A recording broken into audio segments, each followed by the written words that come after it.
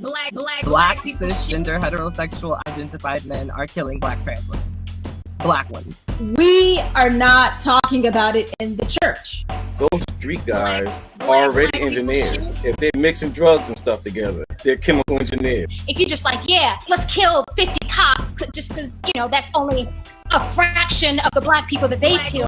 Wait, now you're talking about my wife. For those of you who are joining in, we are talking about just the housing in the Black community and owning property, why it's important, and how to get yourself in there. When I think of financial literacy, I just don't think of the classroom work. I think some of it is practical application. I'm scared, especially, calling them to arms, talking about poll workers or poll watchers. That is rooted in history of voter suppression and intimidation. Joe Biden needs to make that a part of his educational platform. Call that shit out. I don't see much value in you speaking in tongues, and yet when you speak in English, you don't say nothing for my people. Many of the reasons why we're dying is because of the conditions we live under that cause our health to be so bad, and that cause it's the food, it's the water, it's clean that shit up first. When their fathers have prostate cancer, I had like 150% chance of getting cancer, being diagnosed with cancer. I had a friend that did a raw vegan diet, 20 years remission, had thyroid cancer, never had surgery. I'm like, that's what I'm doing.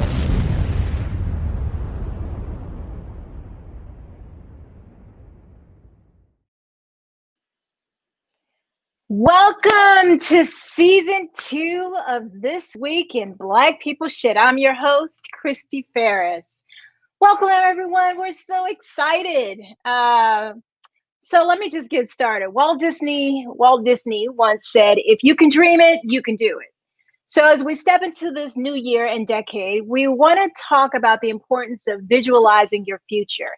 And I am one who can attest to visualizing what you want and it actually happening and coming true. Today, we have the Love CEO, Natasha McCrea, to help you to create your vision in 2021. But don't forget to like and subscribe. We are on a new platform. But before we talk about that, I want to bring in my host. I have Janora McDuffie, Abdul Majid, all coming to you on the stage. How is everybody doing? Happy New Year. How's everybody feeling? Can't complain. Happy New Year. Good. Happy New Year. Happy New Year, everybody. So, just so you guys know, if you are on the Christy Ferris site, we are now transitioning over to This Week in BPS on our Facebook page, as well as our YouTube page. If you go to thisweekinbps.com, it'll take you over to our YouTube page. So welcome, everybody. Please make sure you like and share, and we're going to get started. Our first topic is going to be the Capitol coup on January 6th. Trump supporters stormed the Capitol while Congress was in session. Just so you guys know, if you don't know, the House impeached Trump for the second time earlier today. So 10 Republicans joined the Democrats on that. But what did you guys think? I mean, just everything that happened. I mean, the last time that someone stormed the Capitol was the War of 1812 when the British stormed the Capitol. So I just feel like there's so much going on. I definitely believe that there's some inside help. So Abdul, how do you feel? I wasn't surprised. I knew something. I knew they would do something because they've been doing something all year long, whether it be surrounding Biden's bus, whether it be surrounding other Senate congressional houses statewide. So I knew it wasn't, and I knew their abilities and what they could do based off of. I think I might have spoke to you earlier about this, about the Bundy insurrection in 2014, when Clyde Bundy, a farm owner, wouldn't pay the $1 million he had in fees. So he had a group of militia decided to stand off against the American government. And they had like snipers on hills and guns everywhere. And they did this on national television, and nobody got in trouble for it. Not a single person got in trouble for it. So I wasn't surprised. Yeah. I mean, I think what's so scary about the whole entire thing is that they intended to take hostages, you know, or execute the vice president, the Speaker of the House. And Trump never said anything, even about the cop that ended up dying during that time. He never said anything about that for him. You know, like, oh, our condolences go out to the family. None of that. Janora, how are you feeling when all this stuff went down? I didn't even know if I was on Earth. I thought I was in the zone. And I'm still confused, and I'm still angry, and I'm still hurt. Looking at those images and just thinking back to the summer when we were marching in Washington, D.C. Or shoot, it didn't have to be we as in Black folks, but thinking about like the women, when the women had more security than what happened last Wednesday. So I get very angry when I think about the hypocrisy that has taken place, that is clear as day. And if somebody can't see it, I don't know what to say. So, I mean, there are, for me, bright silver linings come in people being able to wake up and see what we have felt or see or just know. And I appreciate. Do you think that they really do, Janora? Pardon? Do you think that they really do like feel what we feel? Because they've been feeling what we've been feeling since they beat up Rodney King on camera. Right. You know, at the end of the day, it ain't never gonna be everybody. But if we can get folks at a time, one at a time, to just believe and see, then I feel like that's progress. Now, the majority of folks are still, I mean, after what happened, the Republicans went back in and half of them still voted the way that they were going to vote in the first place. They did. Yeah, they did. But there were one or two that said no. So I'm just counting on those one or two to just keep hope alive. Because, you know, I'm always going to like keep hope somewhere in the conversation, or else where do we go? But again, it was just very blatant, flagrant hypocrisy. And okay, so y'all know I watch all the news channels, right? Which is important. Full grasp and grasp and scope Fox and everything type of conversation. So on Fox News, I just was like daring them, like, how are you going to defend this? How are you going to spin this? And what became part of the conversation wasn't denouncing, well, no, I take it back. They all did denounce what happened at the Capitol. I will not say that they did not, but it wanted to flip the script and be like, well, y'all ain't saying nothing when Black Lives Matter was burning up. Blah, blah, blah. But there's a difference between Macy's and the Capitol. And then it's apples and oranges in terms of the conversation, in my opinion, in the first place anyway. We're also talking about, if you are this patriot, this fundamental person who believes in the United States of America, it's the Capitol building. It is the crux of the government or what makes us the United States. So it just becomes, again, frustrating, disheartening, and I have no idea what's going to happen next. I am so curious to see what history has in store for us in this next week. There is some positivity because, I mean, they just, some of the Republicans did come on the Democratic side and, to impeach Trump. So there is a little bit of hope there. The FBI right now is looking into the NYPD because the FBI and the NYPD warned the Capitol Police that there was a potential violence that was going to happen, yet they had fewer police officers on duty. They didn't have on riot gear. So I just feel like there's going to be a lot of stuff that's going to start coming up soon. And my hope is that all of those people who were involved actually go to jail. The Capitol Police, the chief of the Capitol Police, I believe, testified today that he called for backup and nobody showed up. There was no response. So, wow. So, you know, now I know the fact that there's no governor for DC because it's a Commonwealth. that they were saying earlier that you needed a governor to put in the call in order to enact, what is it, the National Army or national? Yeah. You talking about the troops that are? Yeah. Talking about the troops. It's like a 1,000 troops that are in the Capitol right now. Yeah. And they didn't have permission to do it, or at least that's what they were saying.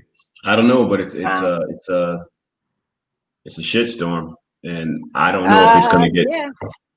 I don't know if it's going to get solved within the next couple of weeks, or if even there's the will to solve it. I think they're just going to be passing the buck like they did everything else.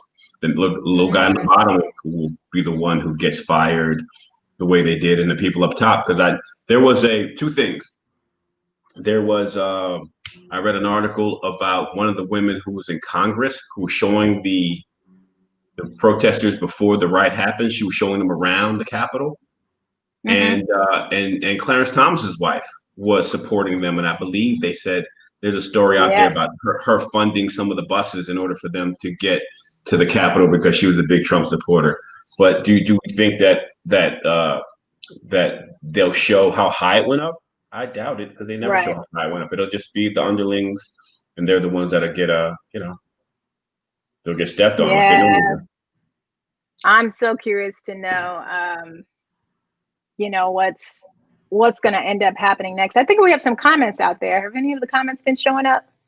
Yeah, I see them. Yeah, Tim Sanchez, thank you for the lighting shout out. And yes, that's work as the insurrection. Yeah, I know. This is part of the BPS coup. I'm trying to take over the show. Tim said, wait. Go ahead. I'm sure the new AG will appoint a special counsel to launch an investigation into the insider help. Which are we talking about? Who's the new AG? Barr's out, so no, it's the guy that Trump tried to put as justice, and they didn't vote on him. I forgot his name off the top of my head. He was a centrist. I don't know.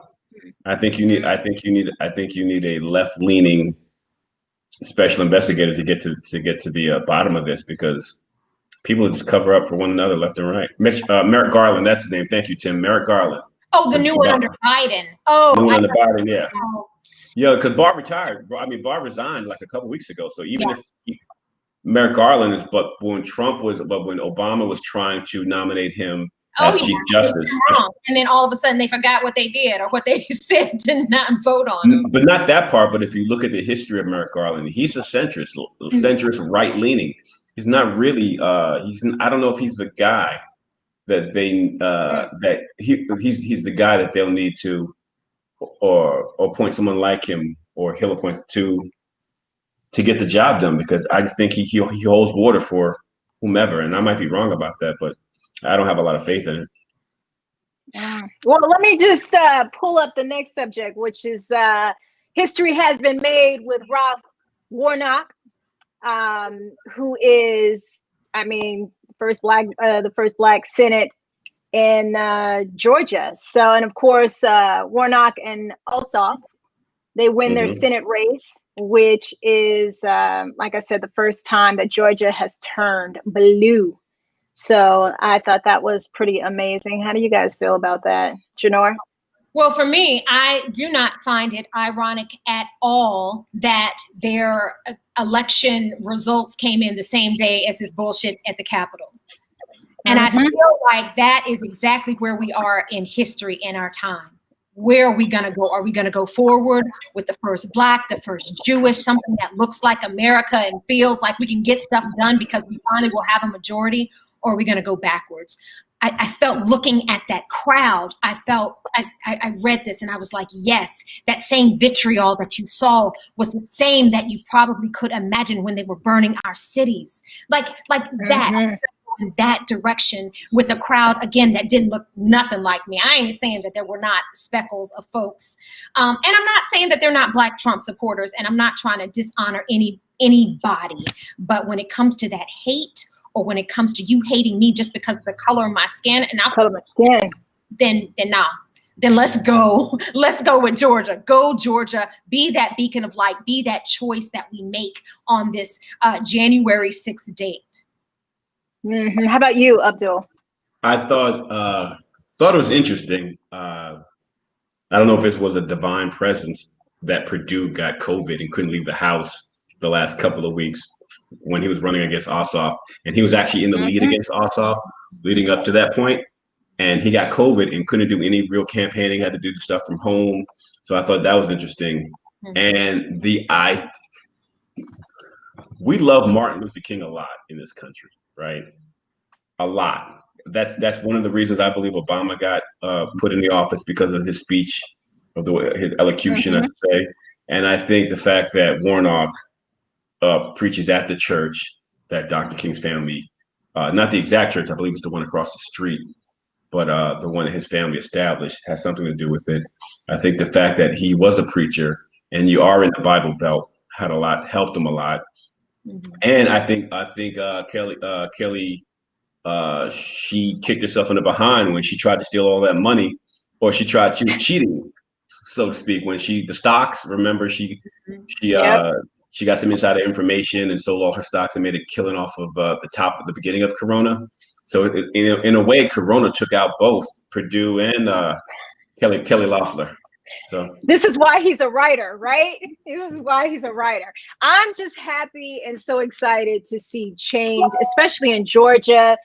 One time I got lost in Georgia in the backwoods when I was filming something, and I ended up on this street that had it was the backwoods, and all I saw were Confederate flags.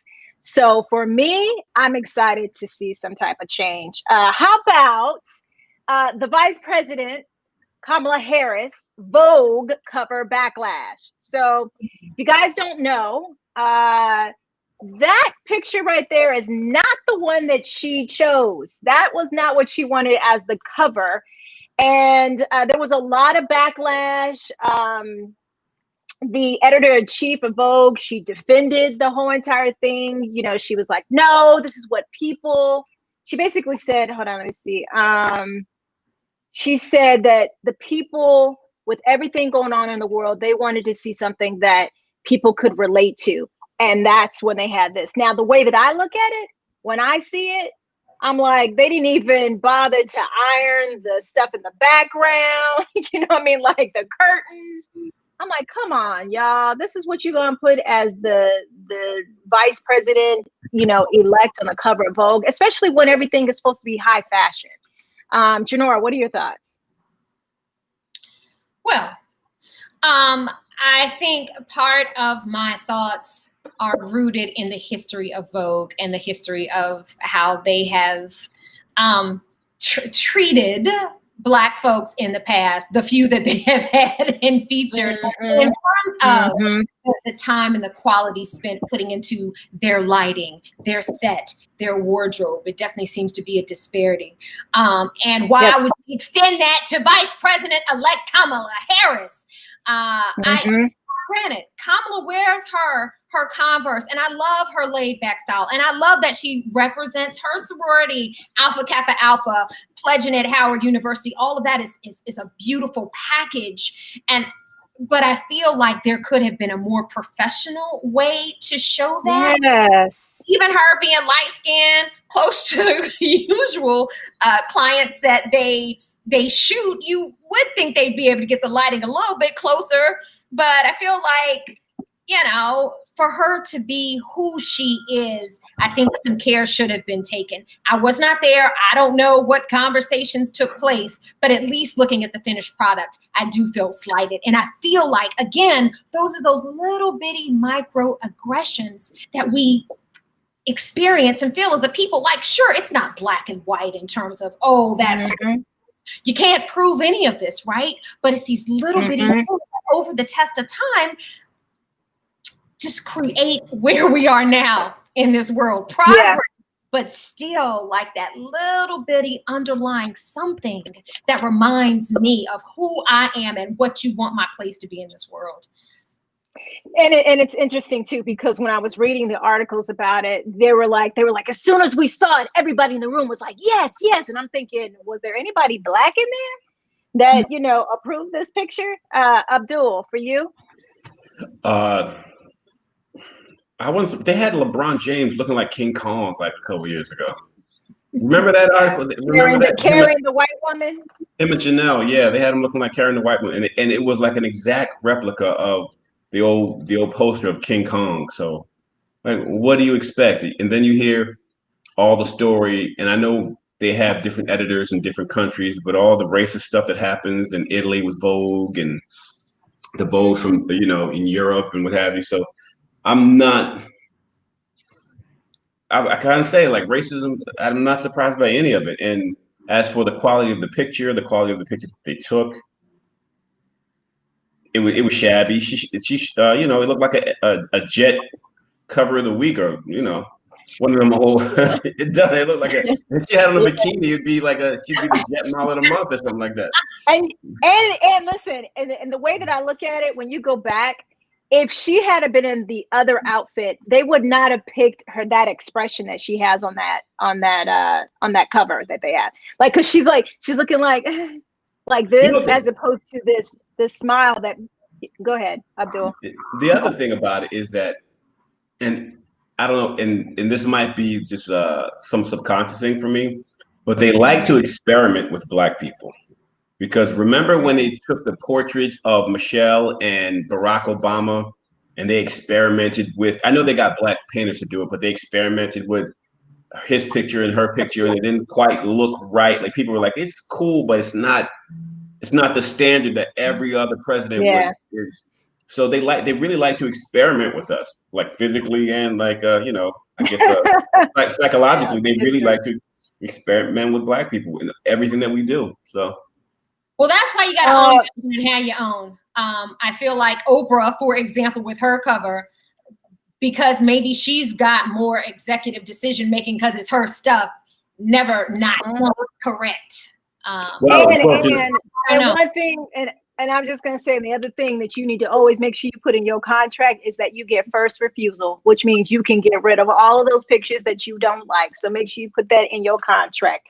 From one actor to another out there. So well, Janora, being that with Kamala's resume, Kamala's resume, she'd have been better off on the cover of the Shade Room. Hey, go back to your lighting. So let's jump on to Soho Karen, who. Okay, so Soho Karen, if you guys don't know her name, the name that we have named her, that I'm sure Black Twitter named her, she attacked a 14-year-old kid named Keon Harold Jr. because she thought he stole her, that he stole her cell phone. She also did an interview with Gayle King, which we're going to play right now. If you guys haven't had a chance to see it, check out this video and how she shut down Gayle King. You seem to have attacked this little boy, this young boy, his teenager.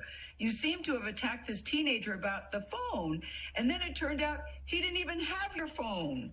That's the thing. I mean, you're saying, look, I'm 22 years old. You're 22 years old, but you are old enough to know better. So I will say you're 22. Enough. The hotel did have my phone. The hotel did end up having my phone. I did get my belongings returned to me. All right. Oh, wow. Great, Gayle. Enough. That was my favorite part. Enough. So now the first thing that I'm going to say, as soon as I saw that, man, she better be glad we were not in the same house, and having this interview, because the way that we grew up in my house, your behind would have got beat down, slapped, had a shoe thrown at you, something to that effect. And this young lady at 22 years old had the audacity to say that with this kid being 14, she said, I'm 22. I've lived probably just the same amount of life as him. So I just want you to know, I'm not going to call out of her name, but she crazy. Abdul, what was your thoughts on it? First, I was kind of happy of the response she gave Gayle, because I think Lisa Leslie should have gave Gayle that same response when she was asking all those comments about Kobe. So what goes around comes around. But the girl's entitled, white girl. Like I've seen them a lot. I went to school with a lot of them. Puerto Rican. She's Puerto Rican. She's I can't be racist because I'm Puerto Rican. Well, yeah, you can still be white and Puerto Rican. There's white Puerto Ricans, Mhm. so she can still be white and Puerto Rican and racist. Mhm. What's her name? Maya Mhm. Ponsetto, I believe her name is Maya Ponsetto. But Mhm. the interview I think was good because it showed how horrible she is. Maybe some of it will because she does have a history of prior a DUI before that. She fought the cops when they tried to arrest her.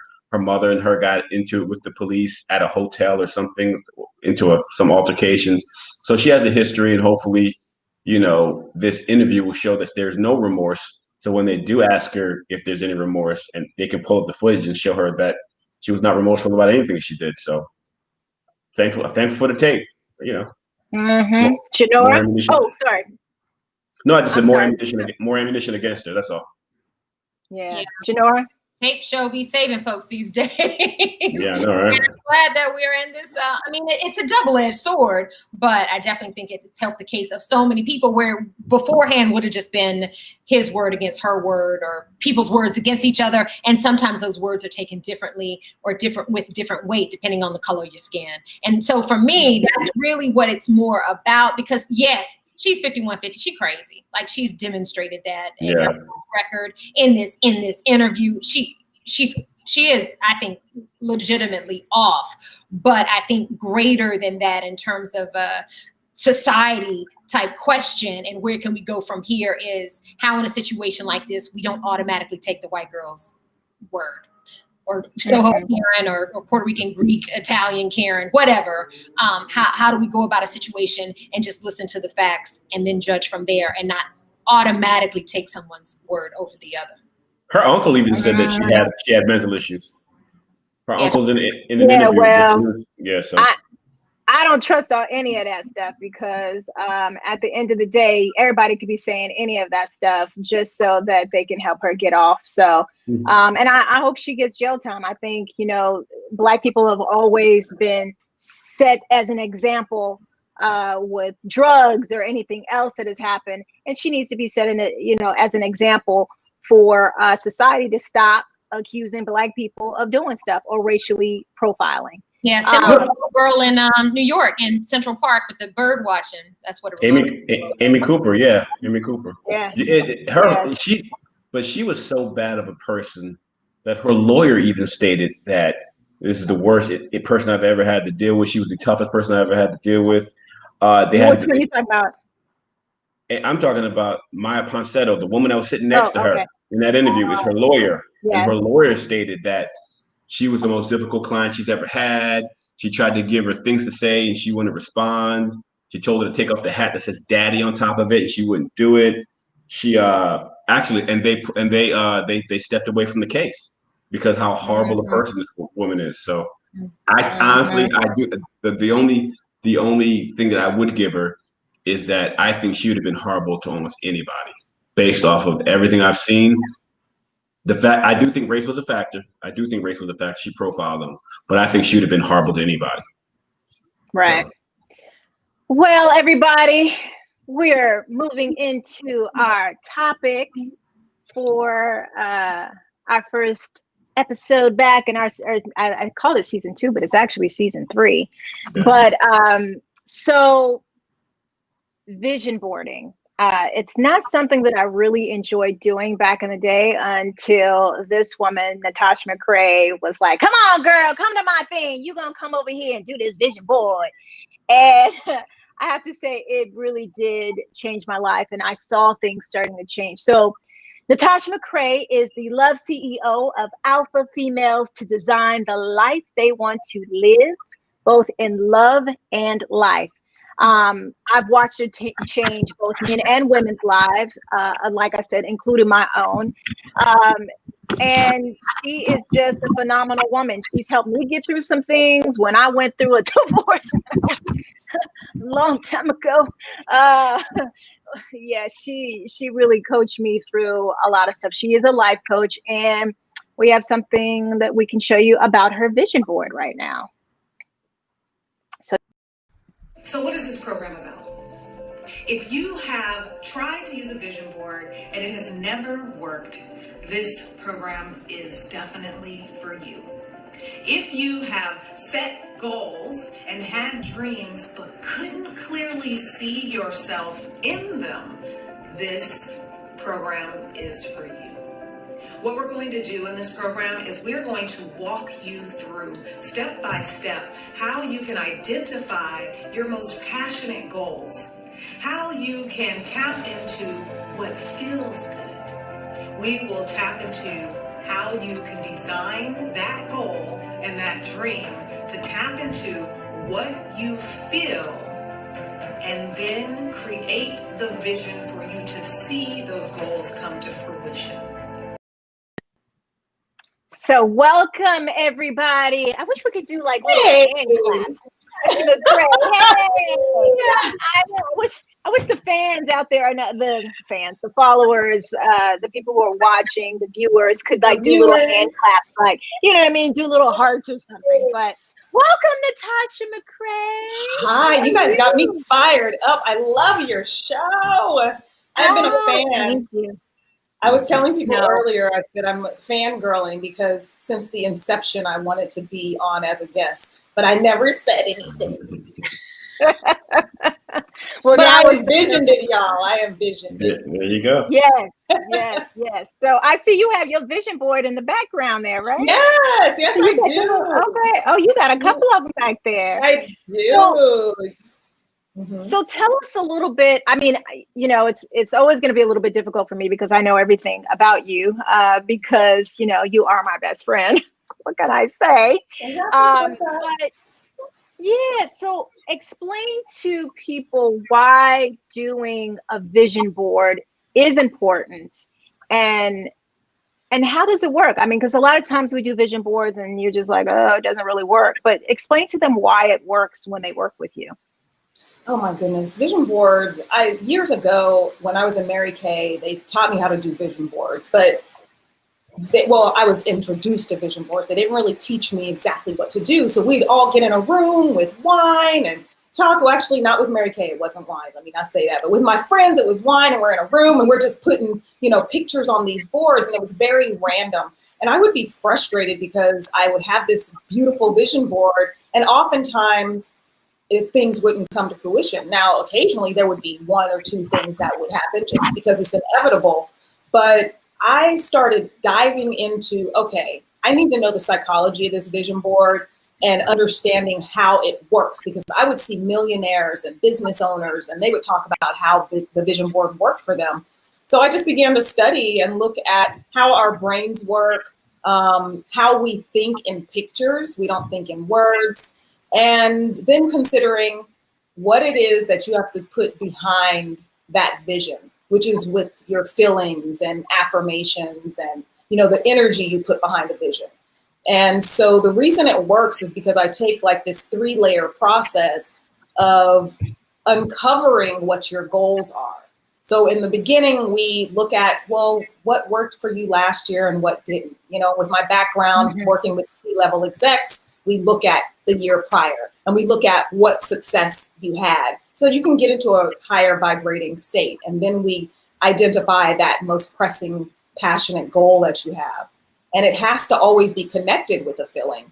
But the last step is one of the most important steps, which is the inspired action. You have the planned action, but you also have the action that you are allowing yourself to be open and available to respond when you're being told to try something or do something. But it's all filtered through this vision that you've created. So we hit it from all angles. I always call it, with my clients, I call it going in the back door with something. Ooh, I love it. I love it. There's one thing that I do like that, Janora and Abdul and everybody else out there. Natasha has a journal, and before, when I was doing the vision board, I would do like this big, huge board. It would have like 20,000 things on it, and like none of it would happen, and I'd be so mad, and I'm like throwing it out, like, because nothing was coming into fruition. But what Natasha did do was she had me do it just for the month. And so every month in every area that I want to things that I want to achieve, I would put it on there. And not too long ago, last year in December, or November, I put on there for the month. I wanted to book a CBS show, and I wanted to get a looping job, which is a voiceover job. And literally that week, I booked a looping job the same day that I wrote it down. And then like 3 days later, I got put on hold for a CBS reoccurring, because I was like, I want a CBS show reoccurring. Yeah. And it ended up going to the other girls. So I was kind of like, I can't believe it didn't come to me. I put it on my vision board.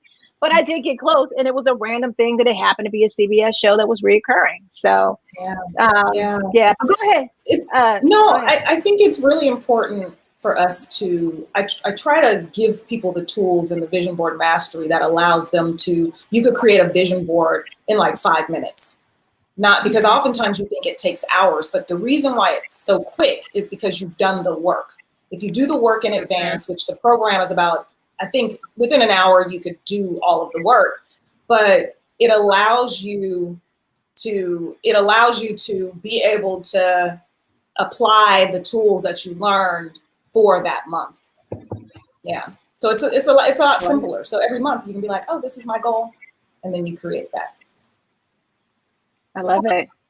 I want to dig a little bit deeper into this work. I know this is part of your program, so I don't want to necessarily. Oh no, I'm here. Spoilers, but I know that there are folks that are tuned in, ready to get some magic in their lives for this 2021. And I have not done a vision board this year. And you're right. Part of it is just because it seems so overwhelming. Talk about this pre-work that makes actually putting it together a 5-minute process. I say 5 minutes. Now you get to the month, it will be 5 minutes. But what it is the most profound thing that someone can ever do for themselves is to heighten their sense of self-awareness. And so with the pre-work, we dive into that. We ask the questions that you may not ask yourself. I'm like, treat yourself like you got a new boo. If you got a new boo, you're going to ask 20 questions so you can get to know them. And so I walk people through a series of 20, it's more than 20 questions, but a series of questions that allow them to get to know themselves and to be okay with that. So I remove the idea of images and pictures off the table just for a little bit and ask, what do you want? How do you want to feel? Like what's the imagery of the life you want to live? That's what is a nutshell. So if we just get grounded and take a deep breath and center yourself, and you ask yourself, what do I want 2021 to look like? Now that might be overwhelming for some. And I had a woman at my vision board event once. She walked out and I followed her and she was like, I just can't think about the whole year. And I was like, well, let's think about, what do you want your month to look like? We don't really ask ourselves that questions. We just go through and we're on the hamster wheel doing stuff, accomplishing goals. But what do we want it to clearly look like? How do we want to feel? And when we narrow that down, then we put the action behind it. Yeah, so I would say stop, breathe. What do you want it to look like? Set the timer on your journal. Set the timer on the clock and just journal. Like, in a perfect world, what would my year look like? What would my month look like? And then we begin to, Go ahead. Go ahead, Abdul. No, so I've never done a vision board, and I don't know a lot of Black men who do vision boards. Personally, you might know them in your personal life. So why do you think that is, and how would you inspire men, specifically Black men, to get involved in doing vision boards? Because I don't see I don't know a lot of Black men who actually do vision boards. Yeah, it's something that's very fascinating. We can only do what we see, right? I mean, that goes back to the vision. And it's just culturally, it's something that has not been introduced. But Steve Harvey has a vision board. And Steve, how many shows did that brother have? I mean, everybody has it, but he's done some stuff. But I would encourage you to decide that you're going to try something different so you can have something different. Now, some people, their lives might look exactly how they want them to look. But if you're sitting there And your life is not how you want it to be. It is your responsibility to pick up a new tool. And just because you haven't seen that tool somewhere else, you're seeing it now. You know this tool is here available for you. I would encourage you to just try it out. Try it on for size and be an example for another young cat to be able to design the life that they want. Life doesn't have to hurt. You don't have to have a struggle. What the vision board is going to do is give you an opportunity to create a life that feels more free flowing than you hitting your head up against the wall to try and get something done. And it gives you clarity. So what's step one? Like if you say if someone brand new like myself to vision boarding, what would you say was step one would be? Step one would be the very first step that I gave Janora, which is, what do you want this year to look like? What are some of the things you want to accomplish? You can make a vision board for all areas of your life, or you can make a vision board for a specific area. And so one of the things that I do, because I look at the holistic approach to people, and so the areas that you would want to consider are, what do I want? What's my number one goal for career this year? What's my number one goal for health this year? What's my number one goal for relationship, finances, career? So I would ask myself that question. I'm seeing people. I would ask myself those questions, and then as you answer the question, what would be your number one goal for this year? You can pick anyone in any category. Make a ton of money. Okay, one, we would back up and say that we need to create that as a SMART goal. And the SMART goal is that it's very specific. And I walked through this in my course. It's very specific. So what does a lot of money, what number do you want to add to that? This year, I would say if I could make 6 figures, 1 million up, that would be pretty decent. Okay, so you want to make 1 million or more dollars this year? Yes. Okay, so then what we would do like I'm crazy. No, I don't think it's crazy. I don't think that's crazy at all. Because let's say you could sell, 4 scripts for 250,000, or you could sell 1 for $1 million. Yeah. Or you could sell, 1,000 people into $1,000 course on how to write.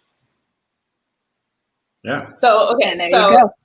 So since you have that vision 1 million, we would want to back into that goal, because since our minds, we think in pictures, we move through life in pictures. I would want to back into that goal. Finances and money can sometimes be tricky, because it's like, okay, well, what's $1 million? Well, how about you print pictures out of what $1 million looks like? Do you know what $1 million look like?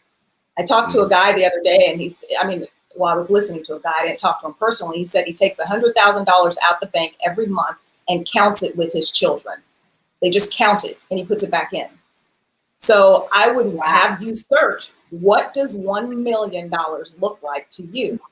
Then I would want you to identify, what does your life look like when you have $1 million? What does your life look like when you have $1 million? Like, really get specific. If with me just saying that, what's one thing that your life looks like? $1 million. I would help my younger brother a little bit financially more. And what would you help him get financially? A lawyer, because he has some considerable issues with the law. Okay, so having a lawyer on your vision board would definitely work with something, and having your little brother on your vision board would work next to a pile of money. That's $1 million. You can Google $1 million and it'll show you images of $1 million. No, I've seen $1 million in a duffel bag before. Okay, so that's the flip side. So these are 3 images now that you have for your vision board. You have Googled $1 million. You have a picture of your brother. You have a picture of a lawyer.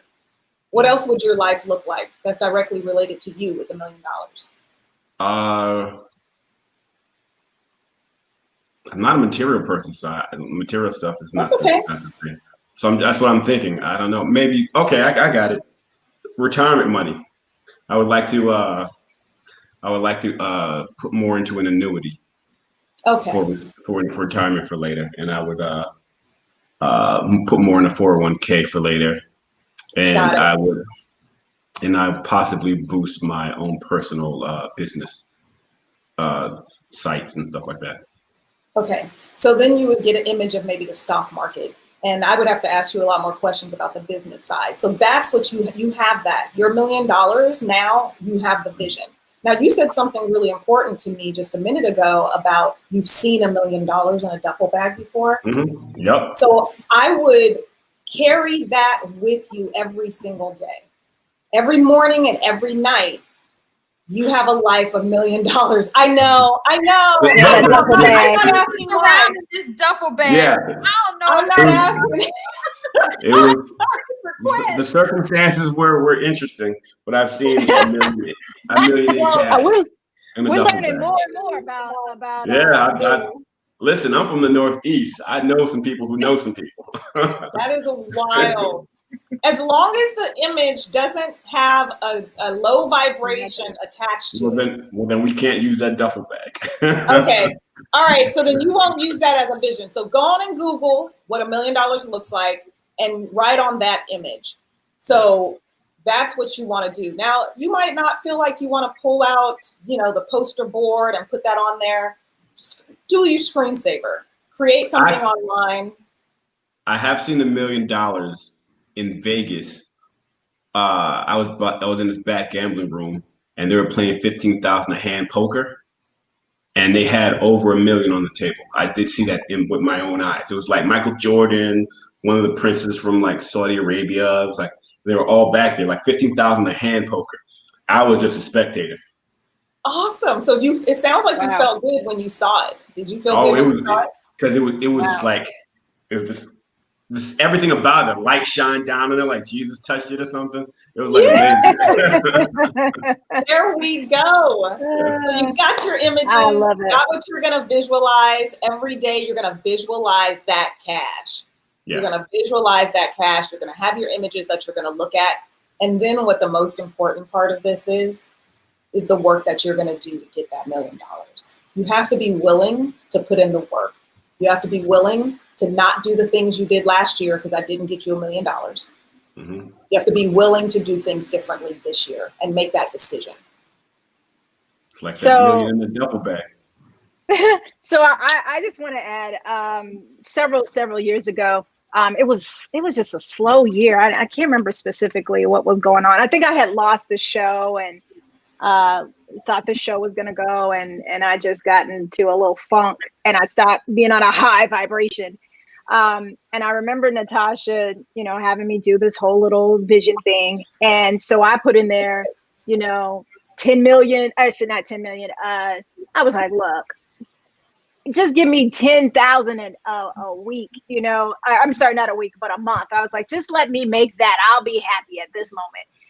Because things were kind of crazy. And I think it was when both of my parents had went into the hospital and I thought they were going to die, blah, blah, blah, blah, blah. And so it was just a funky time. And to say, every single month she had me like putting this little, what do you call that little thing where you track the money? Tracking your money. Yeah. Cash thermometer. Well, every single month I'm like, oh, I'm not making any money. And the next, I'm like adding it up and I'm like, oh my God, I am really making 10 grand a month. Oh my God, Natasha. So I've seen it work. And then I also started doing the work, but it was like residual checks were coming in and other work, and I'm reaching out to people and people are reaching out to me, or I'll visualize somebody calling me. And sure enough, every single month. So I was like, let me up this amount. Let me up this number a little bit. So I think it worked. Go ahead.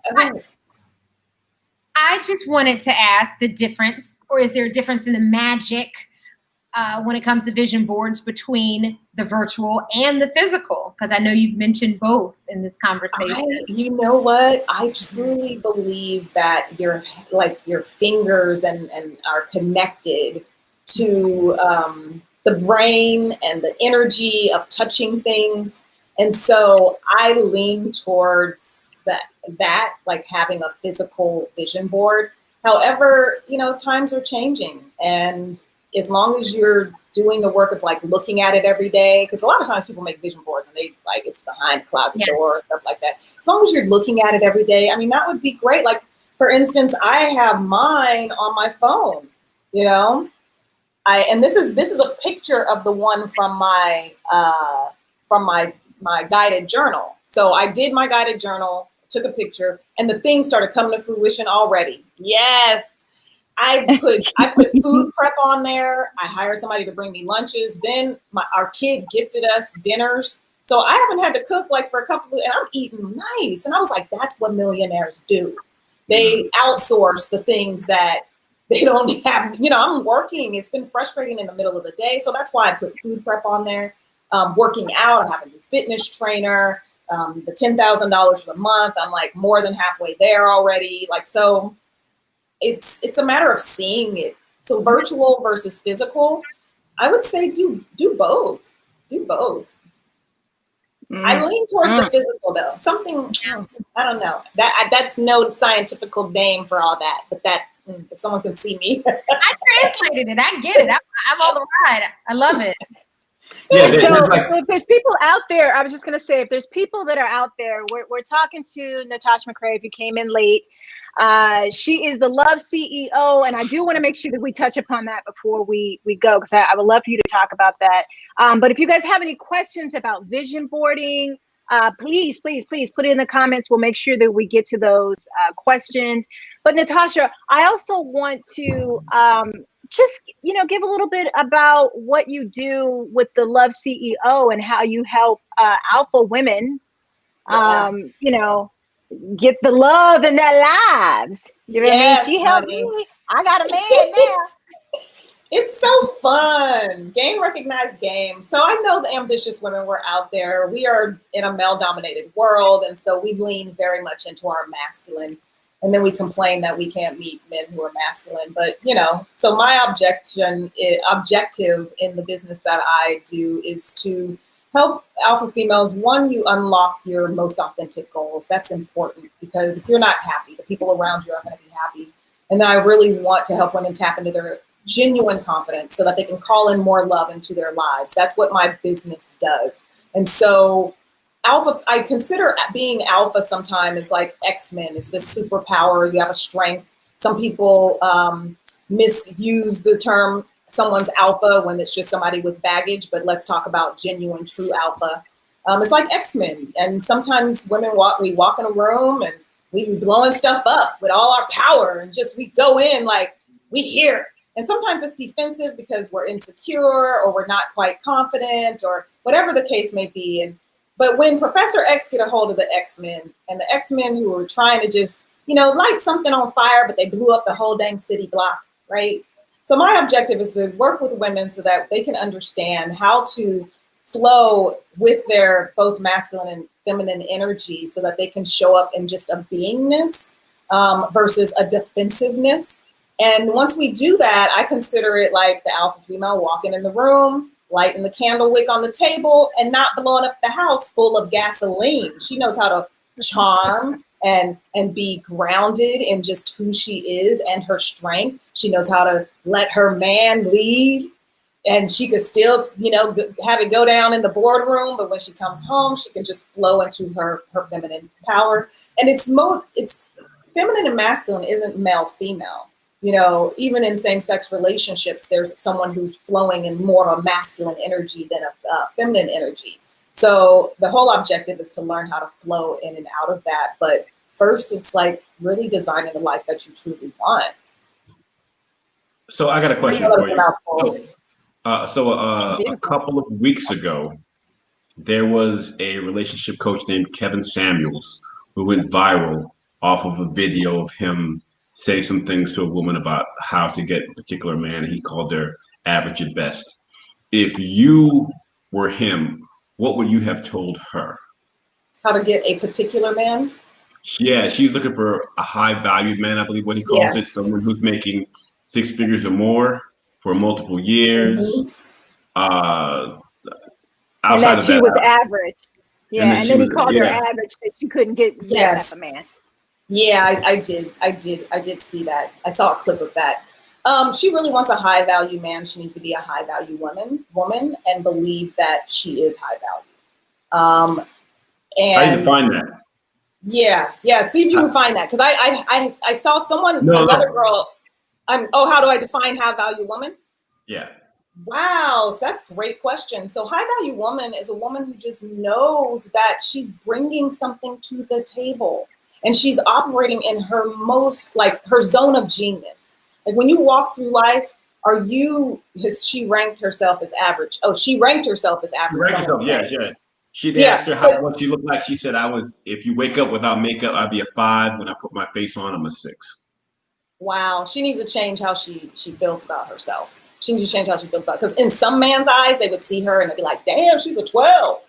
Do you know what I mean? Mm-hmm. So being a high value woman is literally operating on high value. That means flowing in your zone of genius. That means loving your life that you're in. That means getting healing from past hurts.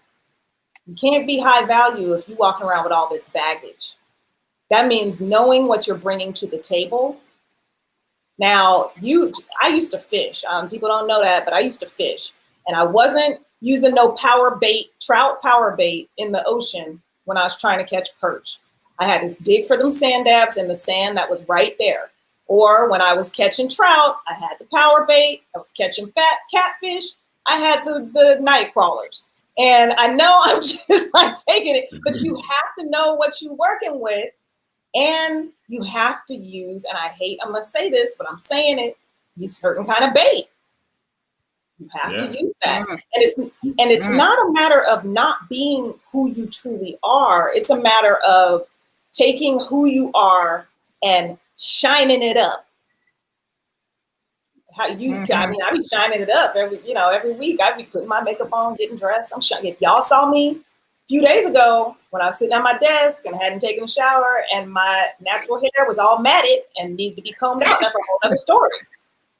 Right. The fact that you used to fish for catfish is the blackest person shit I've heard today.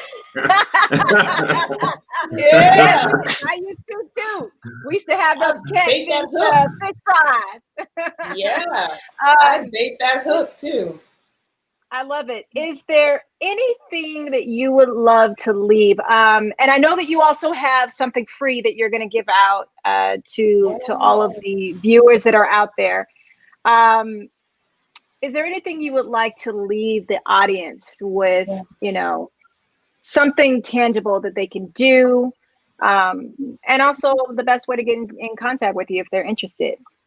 Yeah, if I would love for everybody who hears the sound of my voice right now to understand that you truly can design the life that you want.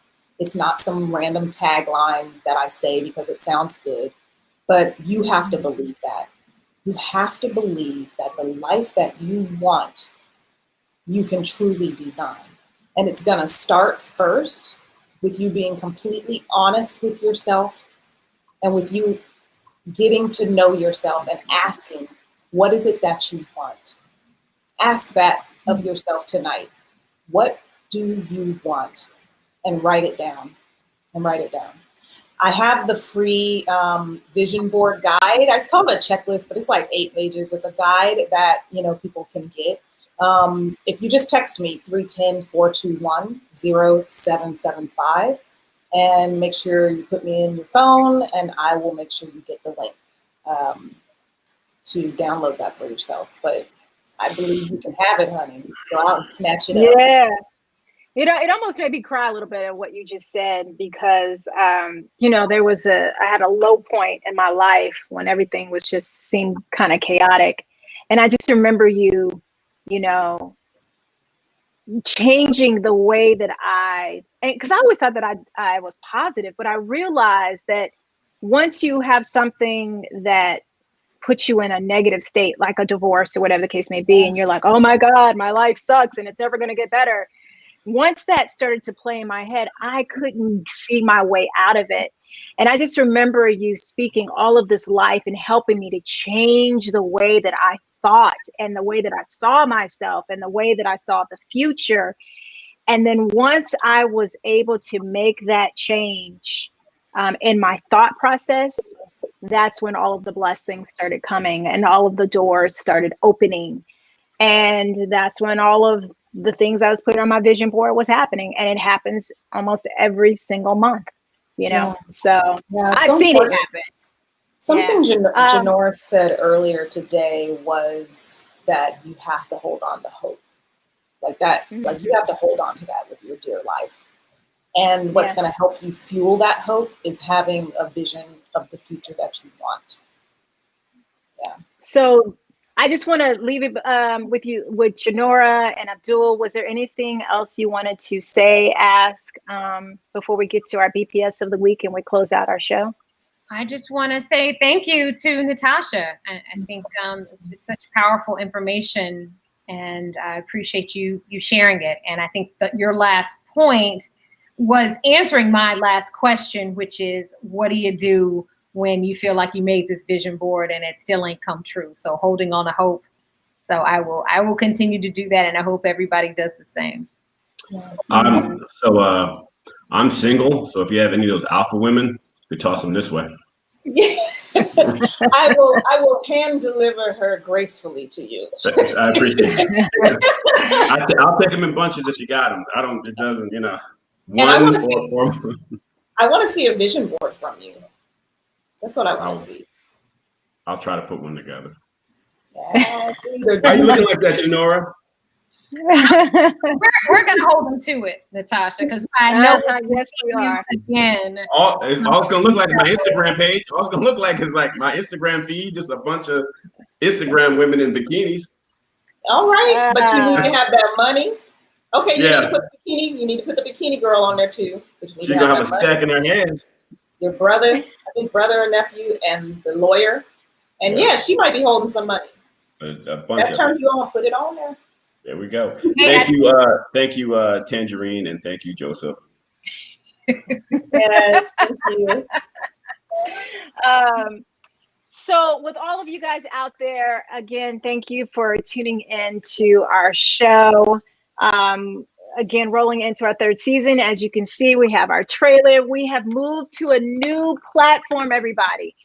We are now moving from Christy Ferris, which you can see us right now if that's where you are. But we are now on This Week in BPS on all platforms, from Instagram to YouTube, our website, and also Facebook.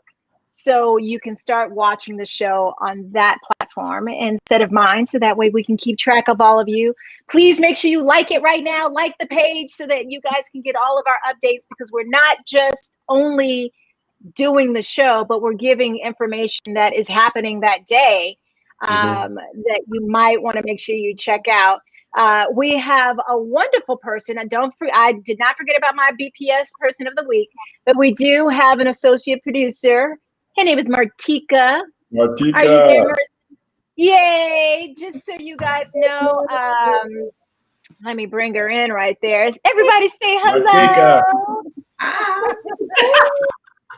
Yay! I'm so proud of her. She is an Emerson alumnus, which is the school that I attended. And she's a talented editor, social media curator, and man, she has the best spirit. I have to say that all of a sudden I'm like, can you do da-da-da-da-da? She's like, yes. Can you do da-da-da-da-da? Yes. And I don't even know if she can really do it, but at the end of the day, she figures it out, gets it done.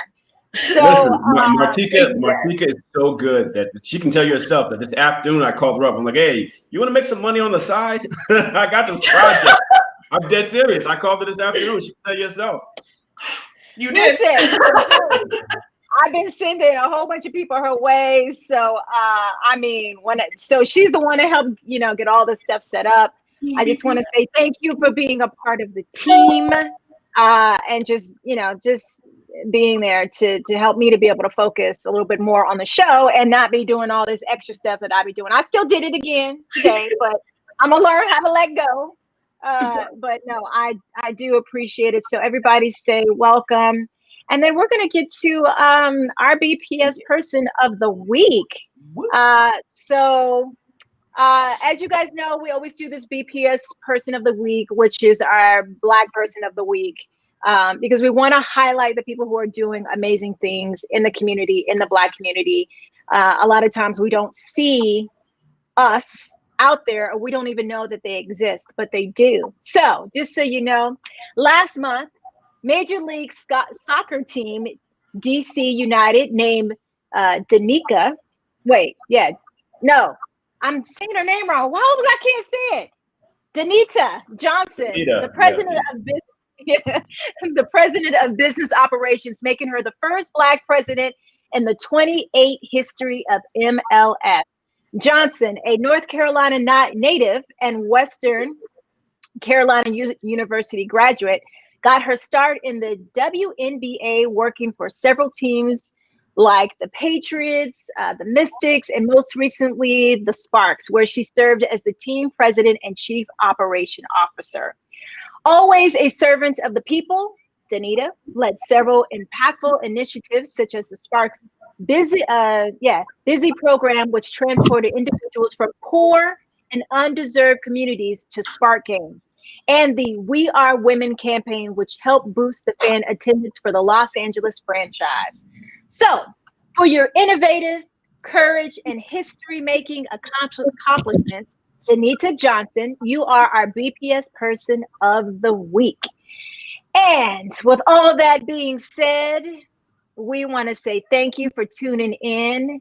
I am Christy Ferris, and that was This Week in Black People Shit. Thank you, Natasha McCrea, for being a part of our today. And we are out. You guys have a good night. Bye, everybody. See you next week. Bye. Oh, somebody said, wait. Somebody said, yes. NC woman. Great show. All right, you guys, I'm out.